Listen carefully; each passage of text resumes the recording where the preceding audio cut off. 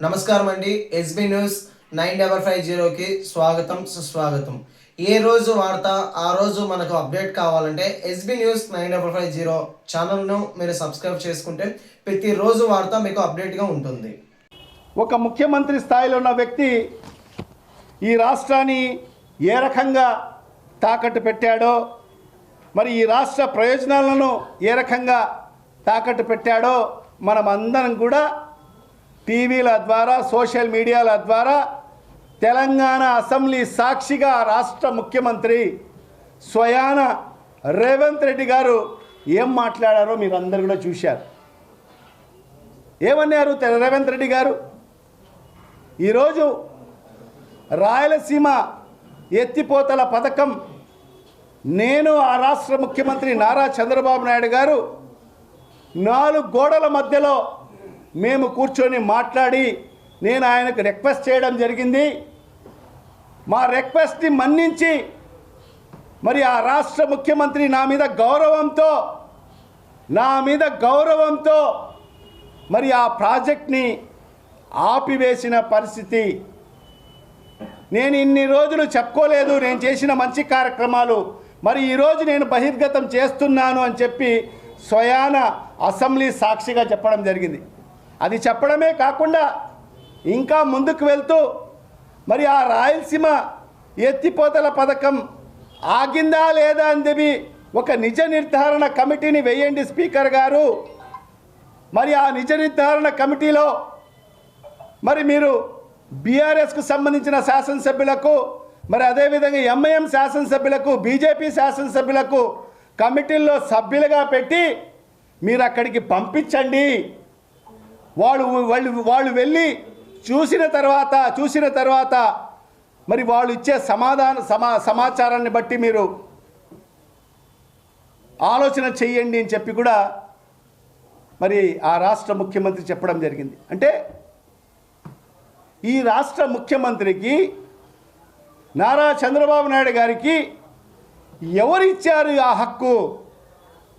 ఈ రాష్ట్ర ప్రజలు ఇచ్చారా?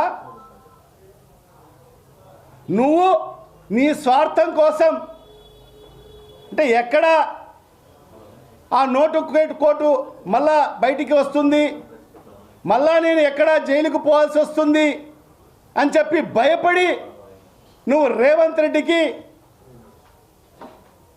దాసోహం పలికి మరి ఈ రాష్ట్ర ప్రజల శ్రేయస్సు తాకట్టు పెట్టావా? నీకు ఆ హక్కు ఎవరిచ్చారు? మరీ ముఖ్యంగా ఈ రాయలసీమ ప్రాంతం ఎప్పటికీ నువ్వు రాయలసీమ ద్రోహిగానే ఉంటావు. ఎందుకంటే నువ్వు 15 సంవత్సరాలు ముఖ్యమంత్రిగా పనిచేశావు. ఏనాడు ఈ రాయలసీమ ప్రాంతానికి చేసిన ఒక్క చిన్న మేలు కూడా ఎప్పుడు లేదు. మరి అలాంటిది ఈ ప్రాంతానికి ద్రోహం చేసే హక్కు ఎవరు ఇచ్చారు నీకు? అంటే ఈ రాయలసీమ ప్రాంతం అభివృద్ధి చెందకోకూడదా? ఈ రాయలసీమ ప్రాంతంలో రైతన్నలందరూ కూడా 2 కార్లు పంటలు పండించుకోకూడదా? ఈ రాయలసీమ ప్రాంతంలో ఉన్న దుర్భిక్ష ప్రాంతమైన ప్రాంతాలలో గుక్కిడి నీళ్ల కోసం వాళ్ళ నీళ్ళు అవసరం లేదా వాళ్లకు? ఇవన్నీ కూడా నువ్వు ఆలోచించుకోకుండా అనాలోచితమైన నిర్ణయం తీసుకొని మరి ఈ లిఫ్ట్ ఇరిగేషన్కు ఏ రకంగా ఆ తెలంగాణ ప్రభుత్వానికి సహకరించావో ఈ రాష్ట్ర ప్రజలకు సమాధానం ఇవ్వాల్సిన అవసరం ఉంది. మరి మొన్న శనివారం నాడు మరి తెలంగాణ ముఖ్యమంత్రి అసెంబ్లీ సాక్షిగా ఆయన ఇవన్నీ సమాచారం ఇస్తే మరి ఇప్పటి వరకు కూడా మన రాష్ట్ర ముఖ్యమంత్రి దాని మీద స్పందించలేదు. ఎందుకు స్పందించలేదో దీని మర్మం ఏంటో ఈ రాష్ట్ర ప్రజలకు సమాధానం చెప్పాలి. అంటే గురువు శిష్యులు కలిసి ఆయన గురు దక్షిణ అడిగితే నువ్వు ఈ ప్రాంతానికి అన్యాయం చేసేవాడి వెయ్యావా? మరి ఆ రకంగానే ఇంతటి దుర్మార్గంగా వివరించిన ఈ ముఖ్యమంత్రి గారి వ్యవహారాన్ని వైఎస్ఆర్ కాంగ్రెస్ పార్టీ పూర్తిగా ఖండిస్తుంది. మరి అదేవిధంగా ఈ రాయలసీమ ప్రాంతంలో ఉన్న తెలుగుదేశం పార్టీ నాయకులు నిజంగా వీళ్ళకు కూడా సిగ్గుందా లేదా అని చెప్పి ఈ సందర్భంగా ప్రశ్నిస్తున్నాను. ఈ రాయలసీమ వాసులు కాదా మీరు అని చెప్పి ఈ సందర్భంగా ప్రశ్నిస్తున్నాను. మీ ప్రాంతానికి అన్యాయం చేస్తూ మరి మీ ముఖ్యమంత్రి తీసుకున్న నిర్ణయానికి మీరు ఏం సమాధానం ఇస్తారు? మరి ఈ రాయలసీమ ప్రజలందరూ కూడా ఎదురు చూస్తున్నారు. మరి ఈ సందర్భంగా నేను ఒకటే ఈ రాయలసీమ తెలుగుదేశం పార్టీ శాసనసభ్యులకు తెలుగుదేశం పార్టీ నాయకులకు అందరికి నేను ఒకటే విజ్ఞప్తి చేస్తున్నాను. మీరు ఈ ప్రాంత వాసులైతే, ఈ ప్రాంతం యొక్క మేలు కోరేవారు అయితే ఖచ్చితంగా మీ పదవులకు రాజీనామా చేయాల్సిన అవసరం ఉంది. ఖచ్చితంగా మీ ముఖ్యమంత్రిని ఎదుర్కోవాల్సిన అవసరం ఉంది.